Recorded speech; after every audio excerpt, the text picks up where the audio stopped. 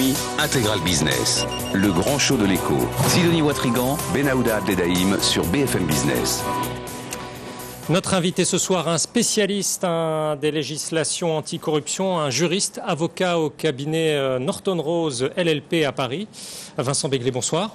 Bonsoir, merci de me recevoir. Le Royaume-Uni se dote d'une loi anticorruption qui passe parmi les plus sévères au monde. Elle doit entrer en vigueur normalement le 1er juillet. Vincent Begley, en quoi ce UK Bribery Act serait plus dur, par exemple, que la réglementation française ? Alors c'est exactement ça. On est en fait en train d'assister à la naissance de la loi probablement la plus ambitieuse et la plus sévère au monde en matière de lutte contre la corruption.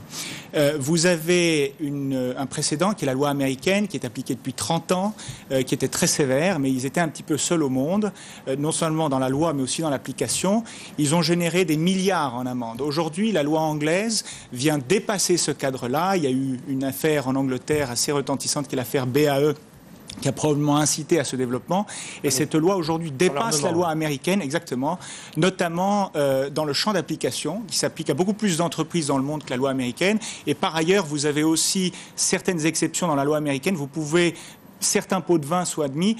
Aucun pot de vin n'est admis dans les dispositions anglaises. Mais question de béotien, vous me direz, mais on croyait qu'avec ce qui était prévu par l'OCDE, il y avait déjà... tout était prévu. Tout à fait. Alors, si vous voulez, la Convention de l'OCDE, en réalité, a permis à tous les signataires d'inclure dans leur dispositif législatif des dispositions contre la corruption de fonctionnaires étrangers. Maintenant, aujourd'hui, on a dépassé ce cadre-là. On voit bien, c'est un peu comme avec les discriminations positives, on essaye de trouver des mécanismes incitatifs. Et en réalité, aujourd'hui, l'OCDE veut pousser plus loin. Et d'ailleurs, la France est sous une certaine pression pour le faire, pour, d'une manière maintenant irrévocable, inciter les entreprises à adopter des procédures pour combattre la corruption en interne. Le texte peut s'appliquer à toute personne conduisant des affaires au Royaume-Uni. C'est une notion très large. Alors, c'est exactement ça. La loi anglaise, en fait, a un dispositif central, qui est un nouveau délit. Ce nouveau délit s'applique aux entreprises qui conduisent ou qui ont une activité au Royaume-Uni. Donc on voit bien que c'est très vaste, ça peut concerner n'importe quelle entreprise française, et qui doivent aujourd'hui mettre en place des procédures adéquates pour combattre la corruption en interne, faute de quoi, à l'instant où une personne associée à cette entreprise commet ou s'engage dans un acte de corruption, la responsabilité pénale de l'entreprise est automatiquement engagée. Et les sanctions sont extrêmement lourdes. Les sanctions dans la loi anglaise sont des amendes illimitées. Dans un long article, il y a 3 jours, le Moscow Times, donc ça va très loin, ça va jusqu'en Russie, estime que c'est un sujet d'inquiétude pour la demi-douzaine d'entreprises russes qui veulent ou qui préparent leur introduction en bourse à Londres. Vous pensez que ça va mettre un arrêt à l'arrivée d'entreprises étrangères à Londres ? C'est un point central. Je pense que vous soulevez plusieurs points. Premier, c'est la question de la Russie. Et la Russie est précisément en train d'essayer de rejoindre l'OCDE comme la Chine. La Chine vient d'annoncer il y a 10 jours l'adoption, enfin, d'une loi anticorruption. Donc on voit bien que c'est un mouvement mondial. Et la Russie cherche à y participer. En revanche, la loi anglaise pose une question assez concrète, qui est de savoir qu'est-ce que avoir une activité au Royaume-Uni, notamment pour cette question de procédure adéquate, et vous vous retrouvez à vous demander est-ce qu'une simple cotation, même d'un véhicule étranger au Royaume-Uni, rentre dans le champ d'application de la loi. Alors, le gouvernement britannique a tenté de dire que pas du tout, parce que... C'est le juge qui tranchera, finalement. Et bien entendu, ce sont les tribunaux qui vont arbitrer la question, parce que les lignes directrices ne représentent que la position de l'administration anglaise. Ceci dit, lorsqu'on voit dans la section 7 du texte, on note que les entreprises sont plutôt protégées si elles ont mis en place, a priori, de bonne foi, des instruments, un dispositif anticorruption. C'est tout à fait ça. Donc c'est les procédures adéquates dont on parlait à l'instant. Que sont ces procédures ? C'est en gros une obligation de moyens renforcée que l'entreprise, y compris française, doit mettre en place rapidement, et si possible avant le 1er juillet, et qui consiste en quoi ? Les lignes directrices venaient justement expliciter ce que sont ces procédures adéquates. Il y a 6 principes, mais on n'en retiendra que 2. Le premier, et qui est essentiel, c'est que ces procédures doivent être proportionnées. Elles sont proportionnées à quoi ? Au risque réel de l'entreprise. Pourquoi ? Parce qu'une entreprise ne va pas subir et être confrontée au même risque selon les pays dans lesquels elle opère.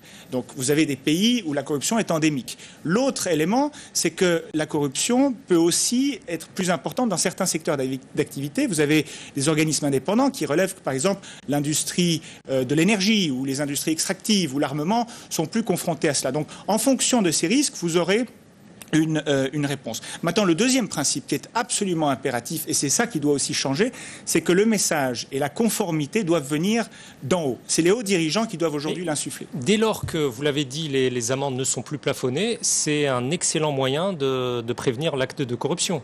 Alors c'est ça, c'est-à-dire que tout le but derrière ça, c'est pas simplement de mettre du red tape et d'ennuyer les entreprises sur un autre front réglementaire.